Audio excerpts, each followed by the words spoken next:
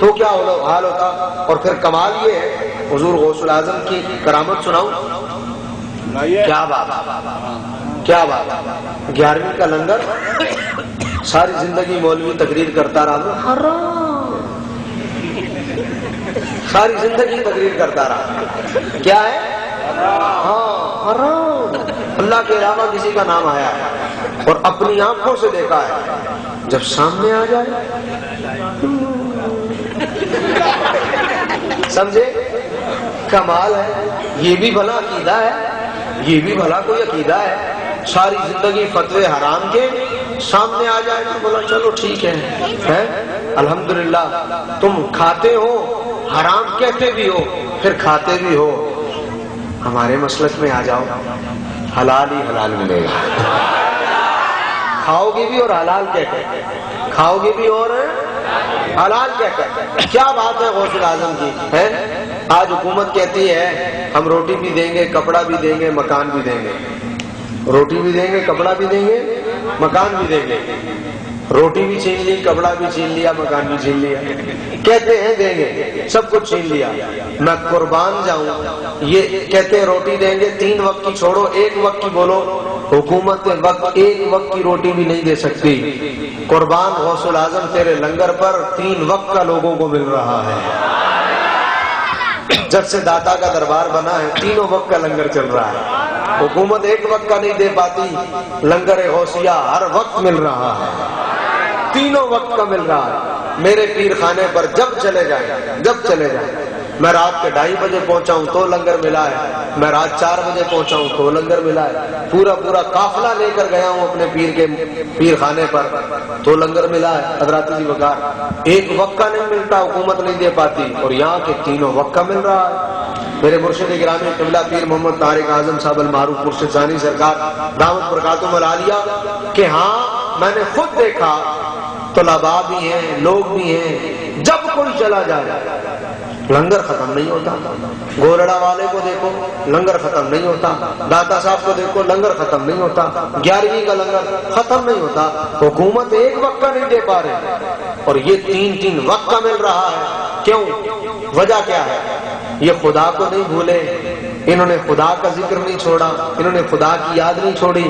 آج اللہ اپنے بندوں کے دلوں سے ان کی یاد کو ختم نہیں ہونے دے رہا. ان کے نام پر اتنا مل رہا ہے, ان کے نام پر دیا تو اس نے مزار پر جا کر صاحب مزار کے نام پر دیا نا ہے حضرات, ان کے نام پر اتنا مل رہا ہے. یہ بتانے کے لیے ہے کہ جو ان کی یاد میں گم ہو جائیں ان کے رتبے دیکھو. جب ان کی عظمتوں کا یہ حال ہے تو جس کے یہ امتی ہیں وہ نبی کتنی عظمت والا ہوگا. اور پھر نبی کی عظمتوں کو جانو تو پھر دیکھو کہ جس کا وہ بندہ ہے, جس کا وہ نبی ہے, وہ رب کتنی عظمتوں والا ہوگا.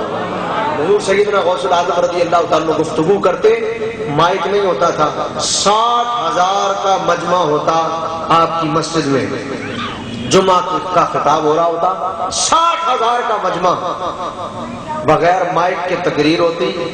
جتنی آواز پہلی صف والا سنتا اتنی آواز سب سے آخر والا بھی سن رہا ہوتا.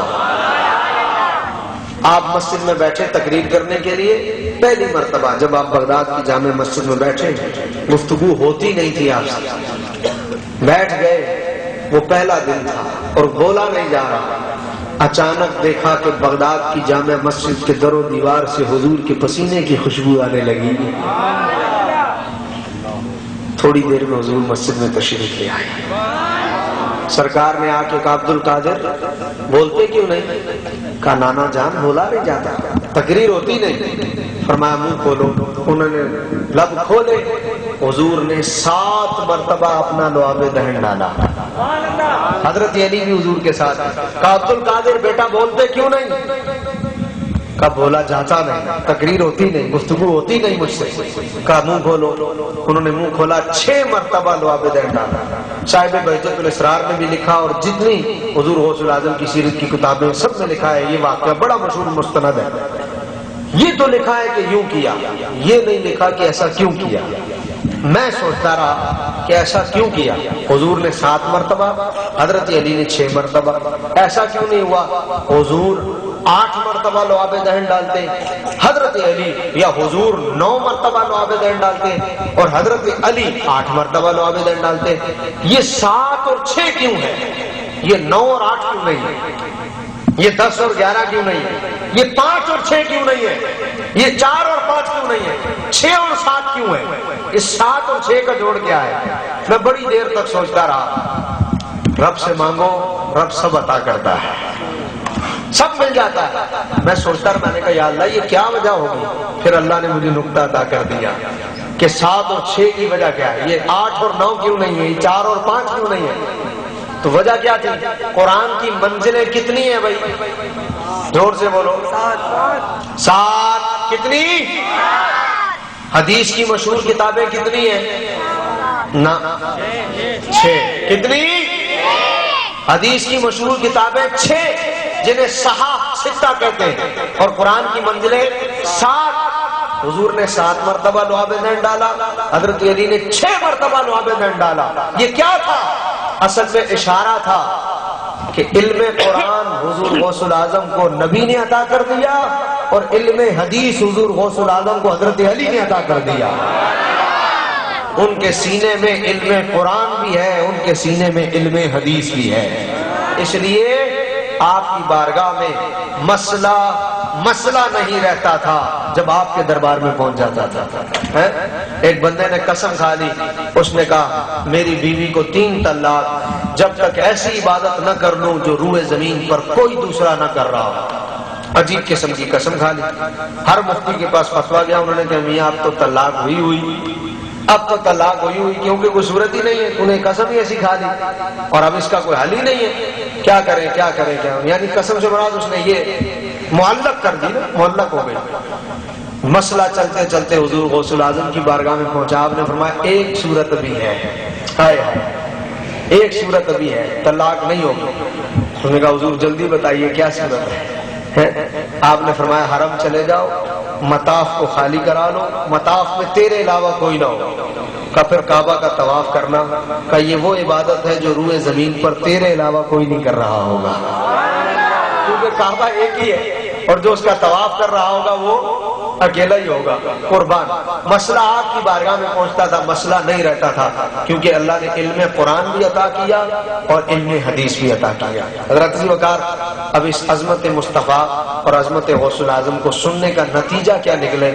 آؤ نتیجے کی طرف جائیں، ان کی سیرت پر عمل کرنے والے ہو جائیں۔ نتیجہ کیا ہے ان کی سیرت پر؟ آج کی اس تقریر کا، اس بیٹھنے سننے کا کیا فائدہ ہونا چاہیے؟ پہلی بات، اپنے مسلک کے اتنے پکے ہو جاؤ، اتنے پکے ہو جاؤ، ذرا سی بھی لچک نہیں آنی چاہیے تمہارے مسلک میں، ذرا سی بال برابر بھی لچک۔ کیا ہو جاؤ؟ پکے ہو جاؤ کہ ہم یا رسول اللہ کہنے والے تھے، یا رسول اللہ کہنے والے ہیں، اور انشاءاللہ یا رسول اللہ کہنے والے۔ اس بات میں ذرا سی بھی لچک نہ آئے، بالکل پکے ہو جاؤ، ٹن ٹن کی آواز آئے آپ کے مسلک سے کہ ہم سچے بریلوی ہیں، یا رسول اللہ کہنے والے۔ ایک بات۔ دوسری بات، نماز کی پابندی ہونی چاہیے۔ حضور غوث العظم کی سیرت پر عمل کا ترجمہ کیا ہے؟ نماز کی، سارے بولو، جو نہیں پڑھتے وہ بولے آج کے بعد نماز نہیں چھوٹے گی انشاءاللہ۔ ہاتھ کھڑا کر کے وعدہ ہو جائے۔ یہ جو تھوڑا تھوڑا ہاتھ اٹھا رہے ہیں، یہ 2 پڑھیں گے یا پڑھیں گے ہی نہیں؟ وعدہ ہونا اللہ سے۔ مزہ تو جب آئے نا کہ محفل میں آئے تھے کچھ سیکھ کے گئے، کیا سیکھا ہے؟ بس گئے تھے، لنگر کھا کے واپس آ گئے۔ عزم کرو کہ آج کے بعد نماز نہیں چھوٹے گی انشاءاللہ۔ جو پڑھتے وہ تو ہاتھ اٹھا رہے ہیں، جو نہیں پڑھتے وہ وعدہ کریں نا کہ آج کے بعد نماز نہیں چھوٹے گی انشاءاللہ۔ اللہ تعالیٰ عمل کی توفیق عطا فرمائے۔ وآخر دعوانا ان الحمدللہ رب العالمین۔